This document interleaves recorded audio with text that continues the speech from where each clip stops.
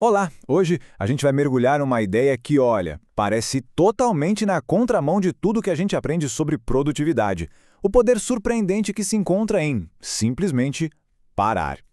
A gente vive num ritmo que é alucinante, né? É notificação, é prazo, é aquela pressão constante por resultados. A tecnologia nos deixou disponíveis 24 horas por dia, e a sensação é de que nunca tem tempo suficiente para fazer tudo o que precisa ser feito. E é exatamente por isso que a ideia de fazer uma pausa, de simplesmente parar, soa tão radical.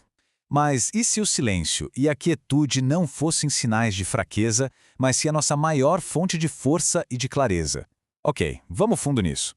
Então, vamos começar pelo problema. A nossa cultura moderna é de fato obcecada por atividade constante, por movimento, por estar sempre fazendo alguma coisa.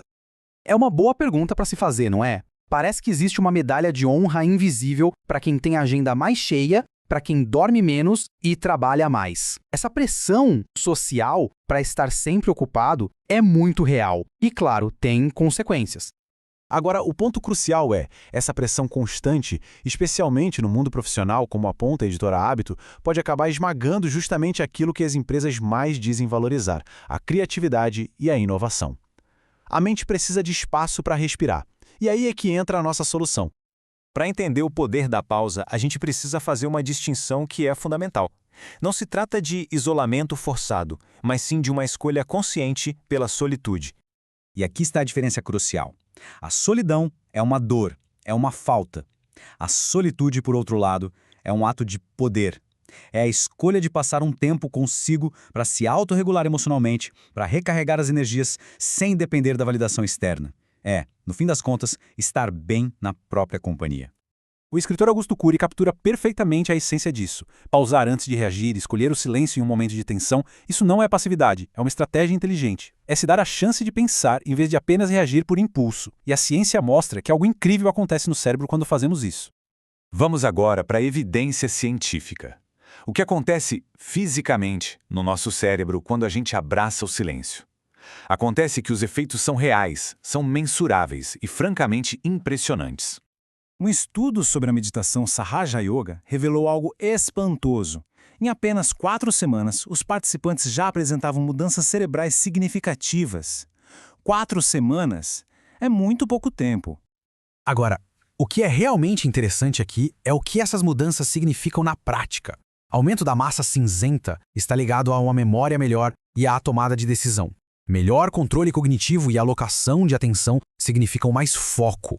Basicamente, a meditação funciona como uma academia para o cérebro, sabe? Deixando-o mais forte e eficiente. É a base neurológica para a clareza e o crescimento que a gente vai ver mais adiante.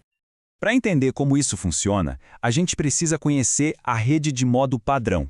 Pensa nela como o piloto automático do cérebro, aquela voz interna que está sempre tagarelando sobre o passado e o futuro. Estudos de neuroimagem mostram que a meditação ajuda a diminuir a atividade nessa rede, acalmando o ruído mental e permitindo um estado de maior presença. Ok, a teoria é fascinante, mas como a gente aplica isso na vida real? A beleza da pausa é que ela é escalável, pode durar segundos ou um ano inteiro. E isto ilustra brilhantemente a versatilidade da pausa. No nível micro, a pausa de 30 segundos de Cury para evitar uma resposta impulsiva. No médio, uma pausa no trabalho para, como diz o estudo, não fazer nada e reconstruir os processos mentais. E no nível macro, o ano sabático. Vamos focar nesse último. A gente pode pensar que um ano sabático é uma fuga, mas os dados mostram uma história bem diferente. Em um estudo com brasileiros, a principal motivação para quase metade deles não era escapar, e sim investir, impulsionar a carreira. Isso redefine a pausa como um movimento estratégico e não capricho. Mas aqui, a história ganha uma camada de complexidade. Apesar da motivação profissional, o maior obstáculo enfrentado não foi o custo de vida ou a dificuldade do curso, foi a saudade de casa.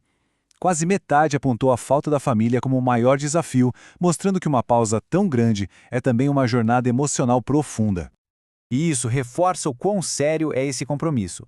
A esmagadora maioria, mais de 82%, não trabalhou durante esse período. Isso significa que o ano sabático não é apenas uma pausa, é um projeto de vida que exige planejamento, coragem e um investimento significativo de tempo e recursos.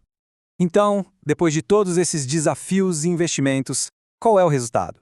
Será que vale a pena? É aqui que todos os nossos fios se conectam. A resposta é um retumbante sim. Esse gráfico é a prova. A satisfação geral foi altíssima. Repara na barra para a qualidade de vida. Ela se destaca, com uma avaliação quase unânime de ótima. Aquelas mudanças cerebrais que vimos, o aumento da massa cinzenta e do foco, se traduzem diretamente aqui. A pausa permitiu uma melhoria real e percebida na vida, provando que o retorno sobre o investimento é imenso. Então, o ponto crucial é este. Uma pausa não é a ausência de ação. É uma ação poderosa em si mesma. É um ato que fortalece o cérebro, nos dá controle sobre as emoções, libera a nossa criatividade e serve como uma das mais importantes ferramentas estratégicas para o crescimento. E assim, terminamos com uma pergunta para reflexão. Em um mundo que grita para que todos se movam mais rápido, talvez o maior avanço venha de ousar ficar em silêncio e escutar. O que será que se pode descobrir nesse espaço?